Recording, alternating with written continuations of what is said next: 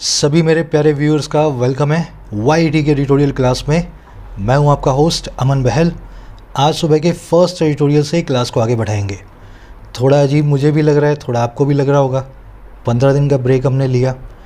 ज़्यादातर लोगों को आप में से पता होगा मैं कोविड-19 से सफ़र कर रहा था और बहुत ख़राब केस हो गया था। 10 में से 1 का ख़राब होता है। अनफॉर्चुनेटली मेरा ख़राब हो गया, लंग्स में आ गया वायरस, बुखार बहुत तेज़ था, है ना। कमज़ोरी अभी भी है, आप फील कर पा रहे होंगे मेरी वॉइस के अंदर। लेकिन ठीक है, आपका प्यार है, आपकी विशेष थी, तो जो काम 15-20 दिनों में होने वाला था 25 दिनों में, वो हमने 15 दिनों में कर लिया है। अभी मैं ऑलमोस्ट ठीक हूँ। 1 महीना मुझे लगेगा लंग्स से वायरस को जाने में। मैं अभी भी पॉजिटिव हूँ, लेकिन ठीक है, बेड में रेस्ट में ही हूँ। बेड रेस्ट के अंदर ही बना रहा हूँ मैं सारी की सारी वीडियोज़ को। चलिए शुरू करते हैं। थोड़ा अगर आवाज़ में कम लगे ना दम, तो चला लेना काम। मैं सबसे अच्छा माइक अपना यूज़ कर रहा हूँ और सबसे ज़्यादा दम लगा के बोलने की कोशिश भी कर रहा हूँ। बस इतना ही मैनेज कर पा रहा हूँ अभी आज की डेट में, है ना। प्रोबिंग द स्लूथ्स इसका टाइटल है हमारे आर्टिकल का। ये लिखा हुआ है कैसे एक भोले भाले इसरो के साइंटिस्ट को गलत फंसाया गया आज से 25 साल पहले, और 25 साल बाद इस साइंटिस्ट को मिला इंसाफ। इसके खिलाफ जो केस है वो गलत केस निकला। शुरू करें। उसी अंदाज में पढ़ना है, अंदाज में बिल्कुल भी कॉम्प्रोमाइज़ नहीं करेंगे। आपको ग्रामर और वोकैब को साथ में लेके चलना है कॉम्प्रिहेंशन के। ये आपका आज का क्विज़ है। इसकी सेटिंग बार बार बदल रही है, मैं एक बार इसको सही कर दूँ। तो इस क्विज़ को आपको अप्लाई करना है। जो भी आप सीखोगे इस क्विज़ के ऊपर, वीडियो के लास्ट में लाइव सोल्यूशन आपको मैं दे दूँगा, है ना। 5 क्वेश्चन हैं, नीचे आंसर्स हैं उनके। एक स्क्रीनशॉट इसका ले लें। चलिए शुरू करें। आइए कुछ नया सीखते हैं।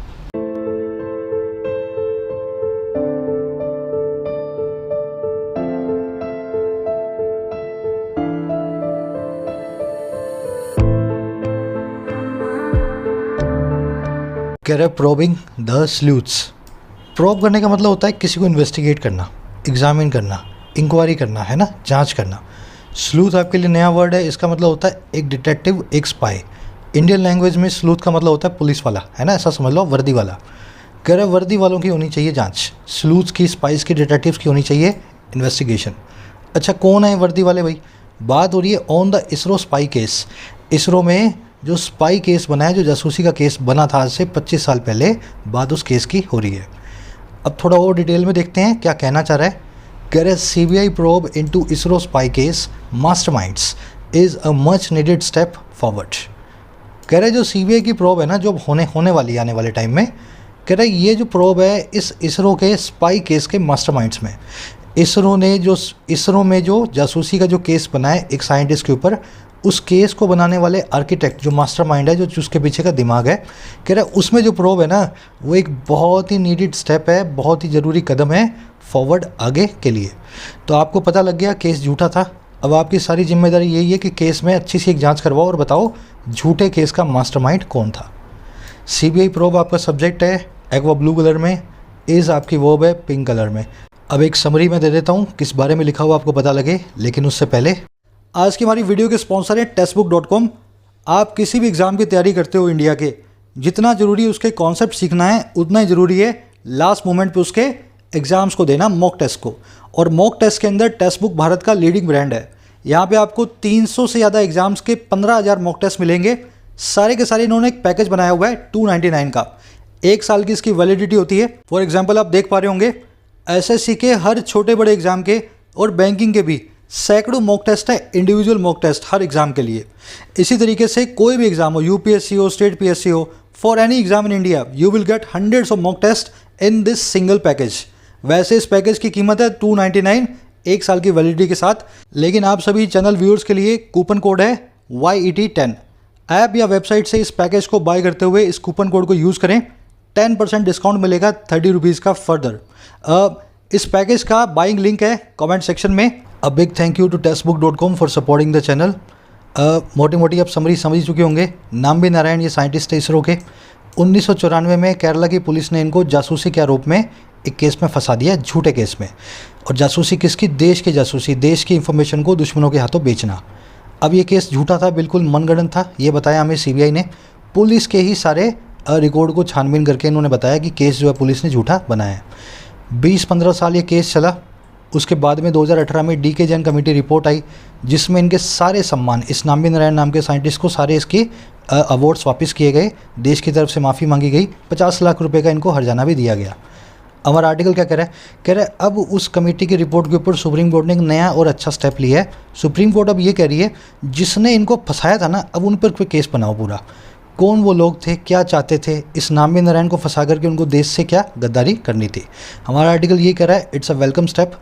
एक एक को पकड़ पकड़ के पुलिस वाले को उसकी छानबीन करो जो 1994 में इस केस में इन्वॉल्व था। थोड़ा सा केरला की सरकार भी अपना हाथ खींच करके बैठी है इस पूरी इन्वेस्टिगेशन से, तो कह रहे हैं कि शायद सरकार के पास भी कुछ छुपाने के लिए इसीलिए सरकार बीच में टांग फंसा रही है। आज की टोन है वेलकमिंग, बहुत वेलकम कर रहा है सुप्रीम कोर्ट के इस मूव का। शुरू करें।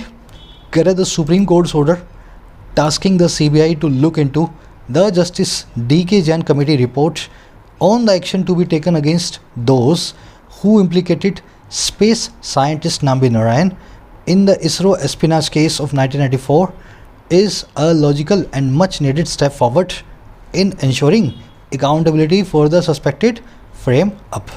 लंबा सेंटेंस है, बिल्कुल ठंडे दिमाग से पढ़ो, छोटा ही बन जाएगा आपको, जैसी सब्जेक्ट वो पकड़ में आएगा, है ना। कह रहे सुप्रीम कोर्ट का जो ऑर्डर है, अच्छा भाई कौन सा ऑर्डर, टास्क करने वाला, काम देने वाला। किसको काम देने वाला, सीबीआई को। अच्छा क्या काम देगा कि लुक इनटू करो, तुम छानबीन करो। लुक इनटू करना मतलब इन्वेस्टिगेट करना, कि आप जो है छानबीन करो इस जस्टिस डीके जैन कमेटी की रिपोर्ट को। अच्छा किस चीज़ पे छानबीन करनी है, रिपोर्ट कौन सी रिपोर्ट है, वो है एक्शन जो कि लिया जाना है, टू बी टेकन, जिसको अभी लेना बाकी है। और किसके खिलाफ, उन लोगों के खिलाफ जिन्होंने इम्प्लीकेट किया, जिन्होंने जालसाजी से फंसाया। और किसको, स्पेस साइंटिस्ट को, अंतरिक्ष वैज्ञानिक नाम्बी नारायण को। और किस में फंसाया, इसरो एस्पिनाज केस में, इसरो के जासूसी के केस में जो 1994 का था। कह रहे ये जो सुप्रीम कोर्ट का जो ऑर्डर आया ना, ये सारा काम करने वाला ये जो ऑर्डर है ये है। और क्या है भाई, एक बड़ा ही लॉजिकल सा और मच नीडेड सा स्टेप। इसमें लॉजिक भी है और इसकी बहुत ज़रूरत भी है। और कहाँ पे है, ये फॉरवर्ड है, आगे की तरफ एक कदम है, पक्का करने में, इंश्योर करने में, अकाउंटेबिलिटी को, जिम्मेदारी को, और किसकी, उस फ्रेम अप की, उस मनगढ़ंत केस की जो सस्पेक्टेड है, जो सबको लगता है कि गलत तरीके से बनाया हुआ है। फ्रेम अप करने का मतलब होता है किसी कॉन्स्पिरेसी को अंजाम देना, किसी षड्यंत्र को बनाना, किसी झूठे आदमी को फंसाने की कोशिश करना, है ना, फ्रेम अप। समझे सेंटेंस को। सब्जेक्ट वर्ब पकड़ा तो कितना ईजी है। कोर्ट के ऑर्डर की वर्ब है इस, हु की वर्ब है इम्प्लीकेटेड। अब आ जाओ सेंटेंस पे देखने वाली चीज़ें। टास्किंग वर्ब के एनजी फॉर्म बिना is, am, are, was verb के मिल जाए तो या तो वो होगी पार्टिसिपल या होगी जीरेंट। नाउन के बाजू में वर्ब के एनजी फॉर्म पड़ी हो तो 99% केस में वो पार्टिसिपल ही होती है, एडजेक्टिव काम कर रही होती है। कौन सा ऑर्डर, जो टास्क कर रहा था सीबीआई को, समझ गए ना, एक प्रेजेंट पार्टिसिपल जो है एडजेक्टिव काम कर रहा है ऑर्डर के लिए, वर्ब का एनजी फॉर्म। लुक इनटू आप जानते हैं इन्वेस्टिगेट करना, इसको इन्वेस्टिगेट इनटू भी बोलते हैं, लेकिन ये एक बहुत बड़ी कॉमन सी मिस्टेक है। इन्वेस्टिगेट के बाद में इनटू ना लगाएं, लुक के बाद में लगाएं। जो ये इनटू लुक के बाद में लगाए ना, इसी की वजह से लोग के इन्वेस्टिगेट के बाद भी लगाए जाते हैं। तो इसको हमेशा निकाल दें। इन्वेस्टिगेट एज अ वर्ब अपने बाद कभी भी कोई प्रपोजिशन नहीं लेती। अब देखो, the police are investigating into the case, the police are looking into the case. देखने में सेंटेंस बिल्कुल नॉर्मल लग रहे हैं। सेकंड वाला सही है, फर्स्ट वाला गलत है। यहाँ से इनटू को निकालूंगा तब फर्स्ट वाला सही बनेगा। समझ गए ना, इन्वेस्टिगेट एज अ वर्ब अपने बाद कभी भी इनटू नहीं लेगा। लुक इनटू बिल्कुल सही है। और आगे आ जाओ। इम्प्लीकेट करना मतलब किसी को फंसाना, अक्यूज़ करना, इंक्रिमिनेट करना, ये भी हो सकता है ना, किसी को गलत तरीके से किसी केस के अंदर फंसा देना। फ्रेमवर्क, धोखाधड़ी, जालसाजी, कॉन्स्पिरेसी बोल दो, मैकेनेशन बोल दो। अब इसके लिए एक अच्छा वर्ड है कोल्यूजन। ध्यान देना, कोल्यूजन, ये वर्ड लिखा है जो मैंने वो लिखा है कोलिजन। देखो कोलिजन का मतलब होता है एक्सीडेंट, हिंदी बोलते हैं आपसी भिड़ंत। क्या बोलते हैं भाई, भिड़ंत। और जो दूसरा वर्ड है जो मैं आपको इसका सिनोनिम बता रहा हूँ वो एक्चुअल में ये है, कोल्यूजन। ठीक है, कोल्यूजन का मतलब होता है आपसी साठ गांठ, है ना, नेक्सस भी बोल सकते हैं इसको। इलीगल जो है किसी के आपस की जो साठ गांठ कहलाती है, कोल्यूजन। अलग अलग वर्ड्स हैं दोनों, इनको अलग अलग दिमाग के कोनों में बिठा के रखो। चलो आगे बढ़ते हैं। कह रहे representing a dark but brief chapter in the annals of police investigation in the country, the case was based on unfounded suspicion sparked by the arrest of 2 Maldivian women and the claims they made in their statements to the police। अब बता रहा है कैसे शुरू हुआ था case. कह रहे रिप्रेजेंट करते हुए, प्रतिनिधि बनते हुए, नुमाइंदा बनते हुए एक डार्क, एक बहुत ही गहरी और काली लेकिन छोटे से चैप्टर का। और चैप्टर किसका भाई, एनल्स में, रिकॉर्ड्स में, हिस्ट्री में, पुलिस इन्वेस्टिगेशन की हमारे देश में।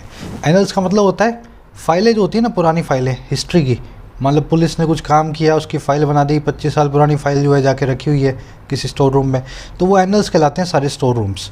तो कह रहा रिप्रेजेंट करते हुए एक बहुत ही काले से और छोटे से चैप्टर को जो पुलिस इन्वेस्टिगेशन आज तक हमारे देश में हुई है उसके एनल्स को।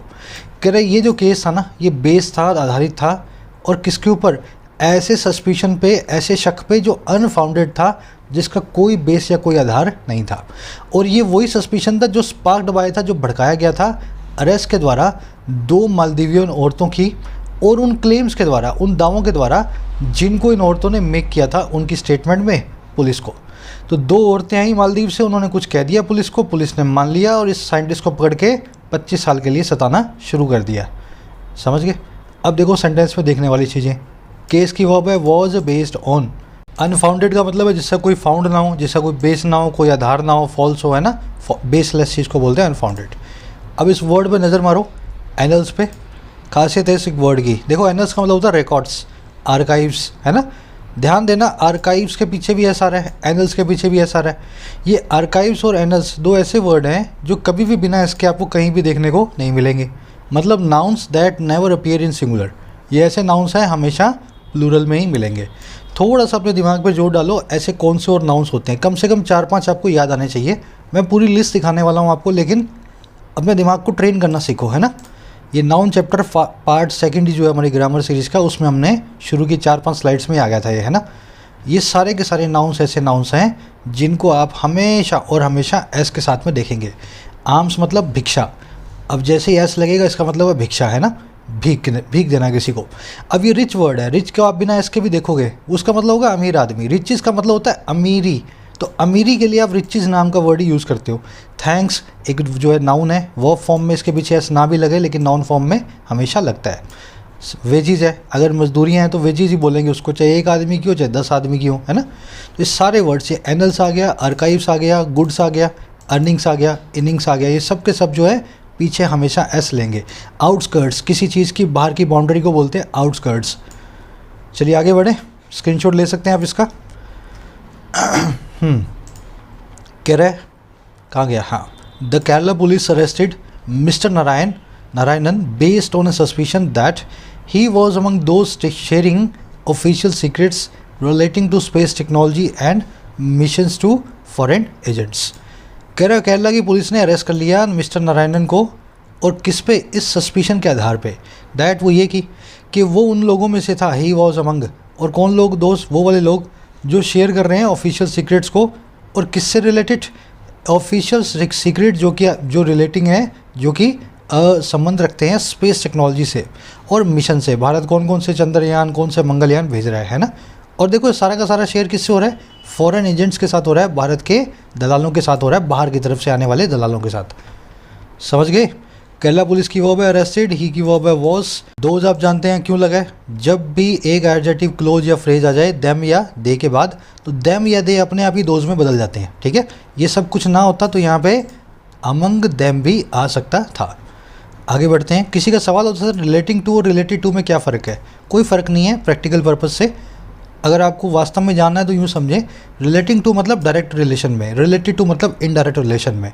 अगर किसी चीज़ का सीधा सीधा वास्ता दिखाना है, संबंध दिखाना है, तो पहले वाले को यूज़ करें, और इनडायरेक्ट रिलेशन दिखाना है तो दूसरे वाले को यूज़ करें। चलिए आगे बढ़े।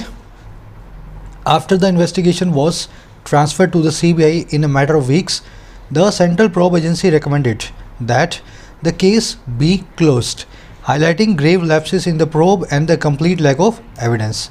कह रहे जब इन्वेस्टिगेशन को ट्रांसफ़र किया गया CBI की तरफ, केरला पुलिस से CBI के पास जब मामला गया, कह रहे एक मैटर ऑफ वीक्स में, थोड़े से ही हफ्तों के अंदर, कह रहा है ऐसा होने के बाद जो सेंट्रल प्रोब एजेंसी थी, जो CBI थी, इसने रिकमेंड कर दिया कि केस को कर दो बंद, द केस बी क्लोज्ड। और देखो कब किया इन्होंने रिकमेंड किया इन्होंने हाईलाइट करते हुए, सबके सामने उजागर करते हुए बहुत ही गंभीर लैप्सेस को, कमियों को इस प्रोब में, इस जांच में, और एक पूरी तरह से लैक ऑफ एविडेंस को। इन्होंने बोला कोई एविडेंस तो है ही नहीं इस केस में, इस साइंटिस्ट को ऐसे पकड़ के बंद किया गया। तो कुछ हफ्तों में ही पुलिस की सारी जो है मनगढ़ंत कहानी को CBI ने सबके सामने खोल के रख दिया।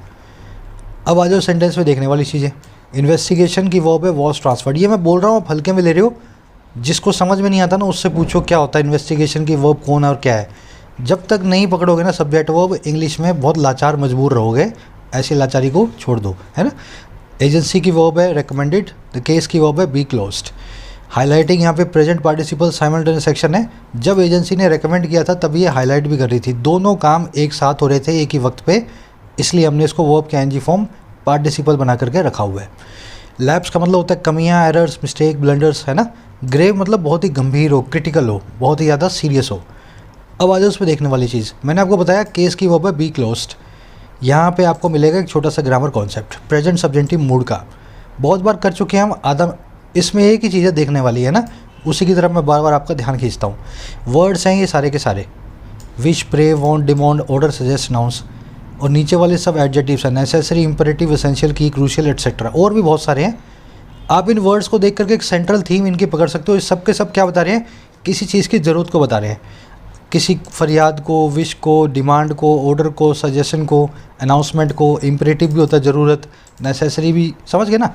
ये सारे के सारे वर्ड्स किसी भी फॉर्म में आ जाए, नाउन फॉर्म में, वर्ब फॉर्म में, एडजेक्टिव फॉर्म में, अगर इनके बाद आपको दैट लिखा हुआ मिल जाए तो जो नया क्लोज आएगा वो क्लोज किस में होगा, प्रेजेंट सब्जेंटिव मूड में होना चाहिए। प्रेजेंट सब्जेंटिव मूड एरर का क्वेश्चन कम बनाता है और सेंटेंस इंप्रूवमेंट का क्वेश्चन ज़्यादा बनाता है, तो ना भी लगाओ तो भी गलत नहीं होता, लेकिन लगाने के बाद सेंटेंस इंप्रूव हो जाता है।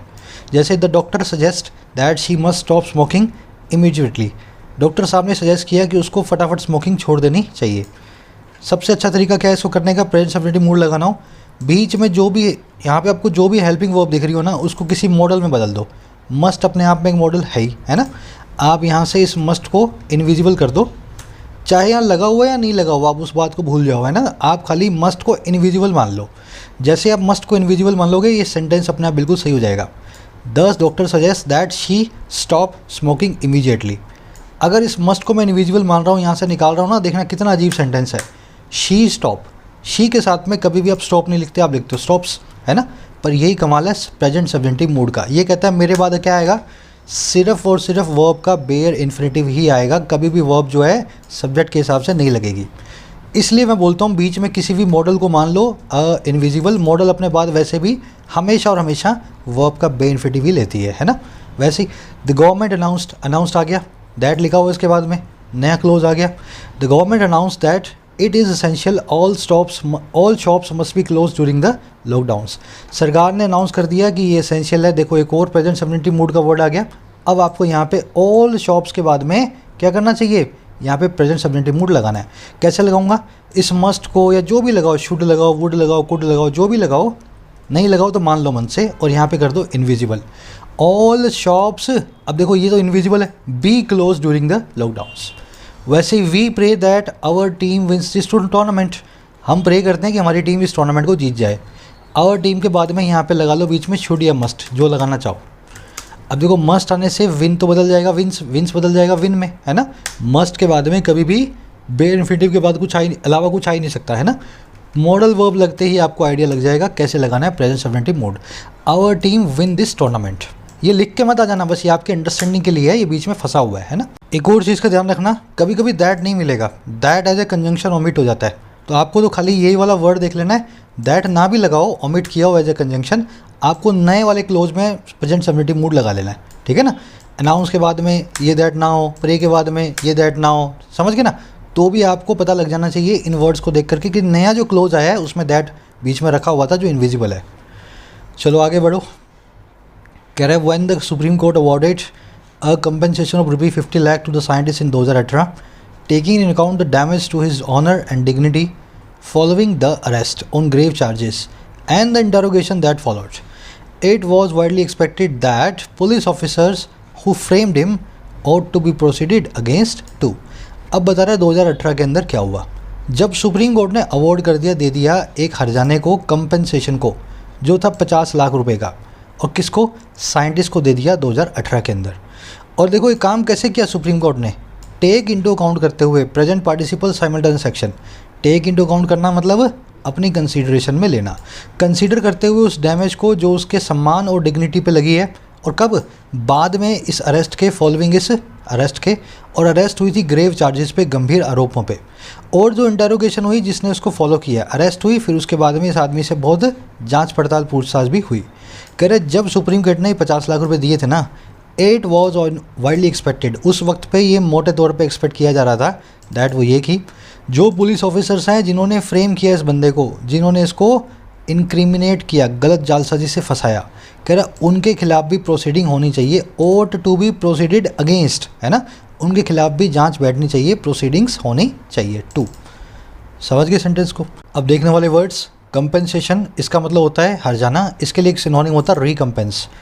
इस रिकम्पेंस वर्ड को बिल्कुल सही वक्त पे हमने आज पकड़ा है, क्योंकि ये वर्ड मेरे शुरुआती 3-4 एडिटोरियल्स में से एक एडिटोरियल में एक टाइटल था। आज 16 अप्रैल है 2021, 2 साल हो गए पूरे चैनल को। 16 अप्रैल 2019 को मैंने चैनल को शुरू किया था। अभी वीडियो बनाते बनाते ही मुझे अचानक से डेट याद आई। आप सभी को भी बहुत बहुत शुभकामनाएं। चलिए आगे बढ़ें। फ्रेम करना मैंने आपको बता दिया, किसी को जालसाजी से फंसा लेना। ओट के बाद में हमेशा टू आता है, फिक्स होता है ओट टू। इसको आप शुड मस्ट किसी से भी रिप्लेस कर सकते हो, है ना। Ought to is equal to should is equal to must. कर the court formed a committee headed by justice Jain, a retired apex court जज फॉर द पर्पस। तो कोर्ट साहब ने क्या किया, एक कमेटी को फॉर्म किया, एक कमेटी को बनाया, और कमेटी थी जिनके हेड थे जस्टिस जैन, जो कि रिटायर्ड सुप्रीम कोर्ट के जज थे। और इसी पर्पस के लिए बनाया कि आप देखो कैसे इन पुलिस वालों को जो है इनको इंसाफ दिया जाए, इन पुलिस वालों को भी इनके साथ बराबरी की जाए, है ना। कह रहा the panels report was submitted recently and the centre supported the demand for follow up action. इस पैनल की रिपोर्ट सबमिट हुई है रिसेंटली। इस जज साहब की अध्यक्षता में जो कमेटी बनी है उन्होंने अभी अपनी रिपोर्ट दी है, और सेंटर ने भी, हमारे केंद्र सरकार ने भी सपोर्ट किया इस डिमांड को, जो एक फॉलो अप एक्शन की। फॉलो अप एक्शन वो एक्शन हो गया जो कि फॉलो अप करेगा, जो रिपोर्ट में लिखा हुआ है उसके पीछे पीछे जाएगा, उस कार्रवाई को पूरा करेगा, है ना। डिमांड के बाद में फॉर नहीं आता और आता भी है। बहुत ही आसान सा ग्रामर रूल है इसके पीछे। सब लोग से मैं चाहूँगा कि आप कमेंट्स में ट्राई करें और मुझे बताएं, और खाली एक ही वर्ड का आंसर है, क्यों यहाँ पे डिमांड के बाद में फॉर लगा हुआ है, बल्कि नहीं लगा होना चाहिए। ज़्यादातर जगहों पे आप जहाँ देखते हैं डिमांड के बाद फॉर नहीं होना चाहिए। डालना सब कमेंट्स में। Kira significantly the court has mandated that the report's content be kept confidential while being forwarded to the CBI for a decision on how to proceed further। अब कह रहा सिग्निफिकेंट बात ये है, इंपॉर्टेंट बात ये है कि कोर्ट ने मैंडेट कर दिया है, कोर्ट ने बना दिया इस चीज़ को बड़ा ही ज़रूरी। मैंडेट करना मतलब किसी चीज़ को ज़रूरी बनाई देना।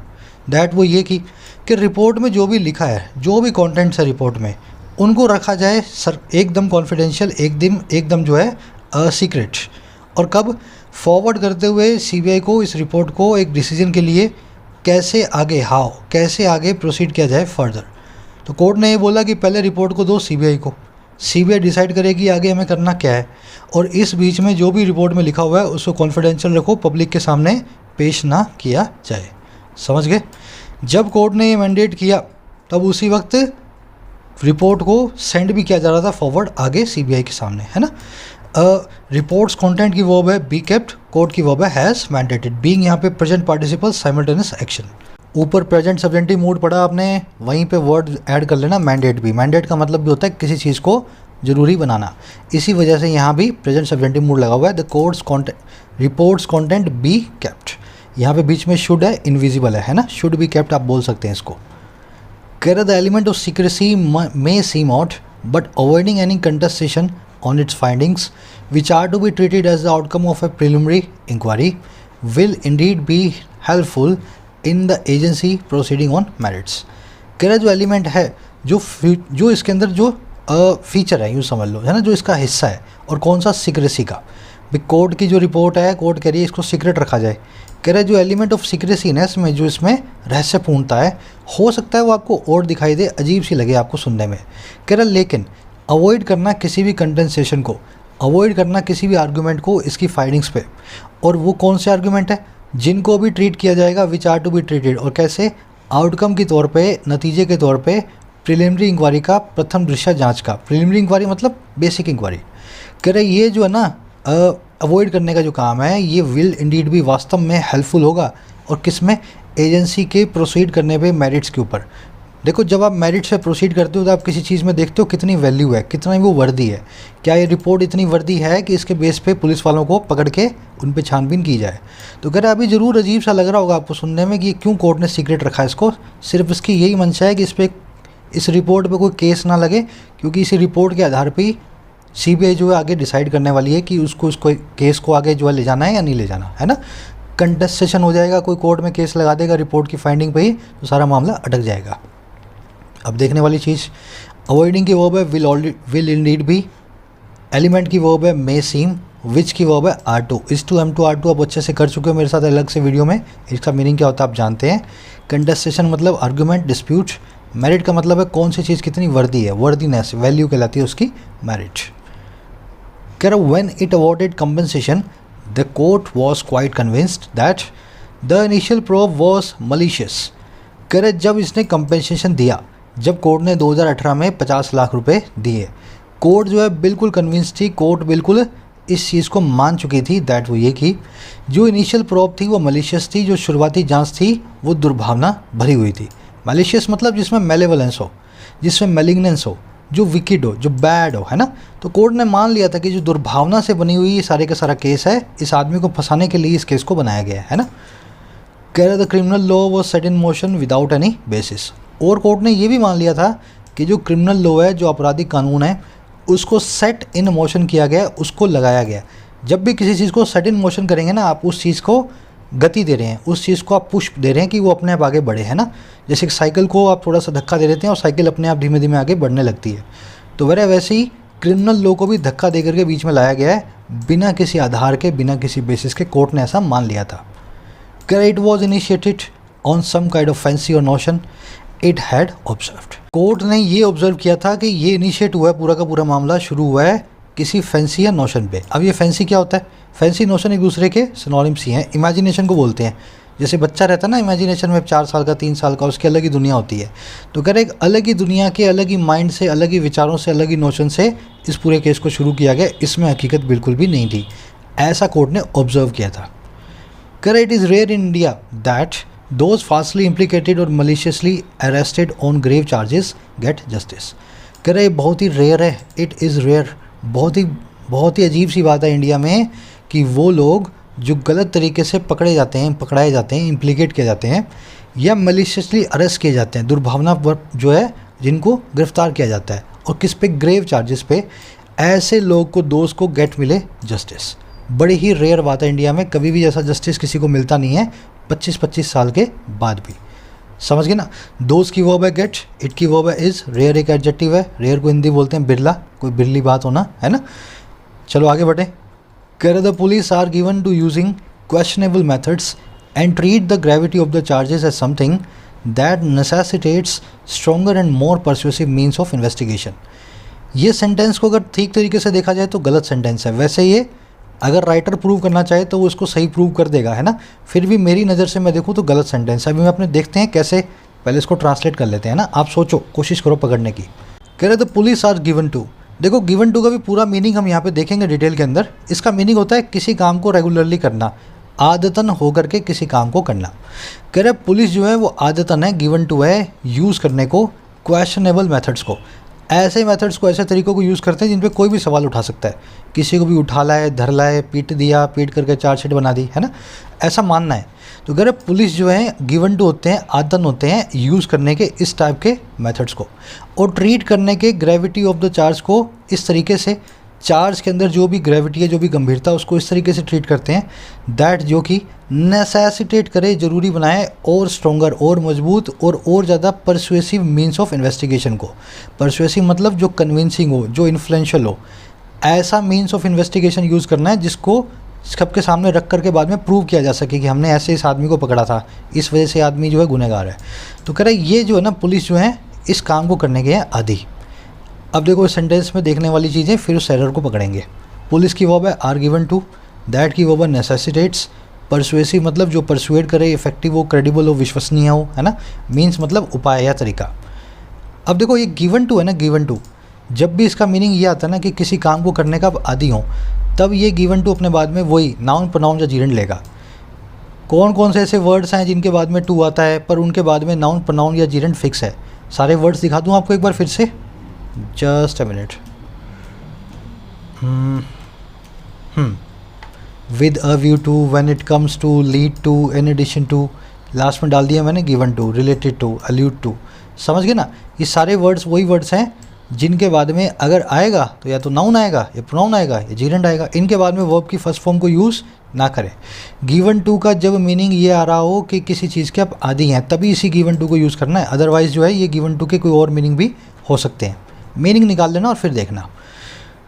इसका एक स्क्रीनशॉट आप ले सकते हैं, बहुत इंपॉर्टेंट जो है ये पूरी की पूरी टेबल है। इनमें से एक दो क्वेश्चन हर एग्जाम में आपको मिलेंगे है ना।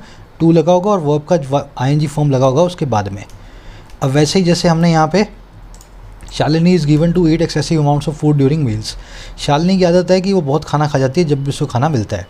गिवन प्लस में टू प्लस में वर्ब की फर्स्ट फॉर्म, क्या करें, इस वर्ब की फर्स्ट फॉर्म को नाउन में बदल दो, वर्ब की आईएनजी फॉर्म में बदल दो, जीरेंड में बदल दो, बस। Shalini is given to eating excessive amounts of foods. वैसे ही Shalini is given to self admiration. Shalini को आदत है खुद की बढ़ाई करने की। सेल्फ एडमरेशन का मतलब होता है खुद की बढ़ाई करने का काम। अब देखो एडमरेशन अपने आप में एक नाउन है, टू के बाद में एक नाउन आ रहा है। अगर नाउन आ रहा है तो पंगे मत लो, जब वर्ब आ रही होती है तब आईएनजी फॉर्म में बदलते हैं, नाउन की तो आईएनजी फॉर्म होती नहीं। समझ गए ना, Shalini is given to self admiration बिल्कुल करेक्ट सेंटेंस है। गलती ये है कि जब जैसे यहाँ पे इसने given to using questionable methods use किया, वैसे ही police are given to treating the, यहाँ पे भी तो ट्रीटिंग आना चाहिए ना। अगर गिवन टू का ऑब्जेक्ट है यूजिंग तो यहाँ पे ट्रीटिंग, लेकिन राइटर यूँ बोलेगा भाई हमने तो गिवन टू पहली वर्ब बनाई है, दूसरी वर्ब भी हमने ट्रीट बना दी। समझ गए ना, तो ये वर्ब टू अगर मान ले वो वैसे बन नहीं रही है मीनिंग के हिसाब से, बना ले तो इसको सही मान सकता है। चलो आगे बढ़ेंगे। That mister Narayanan has succeeded in the battle for restoring his honor is a matter of relief, but it should be noted that the Kerala government has been resisting calls for disciplinary action against the erring police officers। अब बता रहा है केरला की सरकार कैसे बीच में फंसी हुई है। कह रहा दैट ये बात की, अच्छा भाई कौन सी बात, कि मिस्टर नारायणन जो है सक्सीड हुए, मिस्टर नारायणन जो है कामयाब हुए, किस में, उस बैटल में, उस जंग में जो थी रिस्टोर करने की उसके ऑनर को, जो कि बहाल करने की थी उसके सम्मान को। कह रहा है ये जो पूरी बात है ना, ये वाली बात दैट, अब इसकी वर्ब है इज़, ये जो बात है इज़, ये है एक मैटर ऑफ रिलीफ, अपने आप में एक जो है चैन की सांस है। कह रहा है लेकिन इस चीज़ को भी नोट किया जाना चाहिए, ध्यान देना चाहिए कि दैट वो ये कि जो केरला गवर्नमेंट है ना वो रजिस्ट कर रही है कॉल्स को, वो बड़ा अपने ऊपर संयम लगा के बैठी है उन मांगों पे जो है डिसिप्लिनरी एक्शन की, शासनात्मक कार्रवाई की, और किन के खिलाफ, उन पुलिस ऑफिसर्स के खिलाफ जिनकी एरर है इस पूरे मामले में, जो फॉल्टी हैं, जो मिस्टेकन है। समझ गए ना, तो इसको रिलीफ मिल गया, अच्छी बात है, लेकिन इस चीज़ को भी नोट करो क्यों केरला की सरकार इन पुलिस ऑफिसर्स को बचाने के लिए जो भी मांग आ रही है उस मांग को रजिस्ट कर रही है, इनको बचाने की कोशिश कर रही है। एरिंग यहाँ पे एक एडजेक्टिव है, इसका मतलब होता है गलत आदमी, मिस्टेकन, फॉल्टी हो, जो रॉन्ग हो। पुलिस ऑफिसर्स के आगे लगा है वो वाले पुलिस ऑफिसर्स जिन्होंने इनको धोखाधड़ी से फंसाया था मिस्टर साइंटिस्ट को। रिस्टोर करना मतलब बहाल करना, और इसमें कुछ देखने वाला है नहीं है ना, सक्सीड होना मतलब कामयाब होना। कह रहे अब देखो इन्होंने कैसे एक्शन से बचाने की कोशिश की केरला वालों ने। It opposed the CBI's closure report and try to revive the investigation by its own police. कह रहे सबसे पहले तो जो 94 के कुछ हफ्तों में ही CBI की जो क्लोजर रिपोर्ट आई, CBI ने बोला अब गलत केस है, कह रहा इसने उसको जो है अपोज किया केरला की पुलिस ने, और ट्राई किया कि रिवाइव करें, फिर से जान फूकें इन्वेस्टिगेशन में अपने खुद की पुलिस के द्वारा। कह रहा but thankfully the effort was shot down by the supreme court. कह रहा लेकिन थैंकफुली जो एफर्ट है उसको शूट डाउन किया गया, उसको मार गिराया गया इस कोशिश को सुप्रीम कोर्ट के द्वारा। तो 94 से इनकी नीयत ख़राब थी। CBI की कोर्ट पूरी जो क्लोजर रिपोर्ट है उसको खारिज कर दिया, अपनी पुलिस से फिर से जांच करवाने लगे, पर सुप्रीम कोर्ट बीच में फंसा, उसने बोला नाटक मत करो, ये पूरा नेशनल सिक्योरिटी का मामला है, आप बीच में अपनी टांग मत फंसाओ। समझ गए। इट की दो वर्ब है अपोज्ड एंड ट्राइड, एफर्ट की वर्ब है was shot down passive voice में। ऑन हमेशा अपने पहले एक पजेसिव लेगा, it's my, your, Ram's, Mohan's, है ना, कोई भी पजेसिव ऑन से पहले आना ही चाहिए अगर ऑन एक एडजेक्टिव है तो। कह रहा है it would be in the fitness of things if there is no further impediment to the CBI in proceeding with the investigation against the officers concerned and that the process of restorative justice leads to its logical conclusion। कह रहा है it would भी ये होगा fitness of things में। Fitness of things का मतलब होता है सबकी भलाई, लिख लेना कहीं पे, फिटनेस ऑफ थिंग्स मतलब हर चीज़ की भलाई, सबकी भलाई। कह रहा है it would be in fitness of things, ये होगा सबकी भलाई में अगर और कोई इम्पेडिमेंट और कोई रोड़ा जो है CBI की प्रोसीडिंग में इस केस की इन्वेस्टिगेशन के साथ इन अगेंस्ट जो है इन ऑफिसर्स के जो कंसर्न है, जो कि रिलेटेड है। कह रहा अगर ऐसा कुछ भी ना हो तो सबकी भलाई में होगा और कोई रोड़ा ना अटकाया जाए सीबीआई के रास्ते में। और कह रहा है जो ये प्रोसेस है रेस्टोरेटिव जस्टिस की, जो ये प्रोसेस है बहाल करने वाले न्याय की, वो लीड टू करेगी अपने लॉजिकल कंक्लूजन की तरफ। अगर ये हो जाए तो ही ठीक है, नहीं अगर केरला की सरकार ने फिर से टांग फंसाई सबके लिए गलत होगा। It won't be in fitness of things. समझ गए सेंटेंस को? इम्पेडिमेंट का मतलब होता है रोड़ा, ऑब्स्टेकल बोल दो, हिंड्रेंस बोल दो, सब अपने बाद में टू लेते हैं।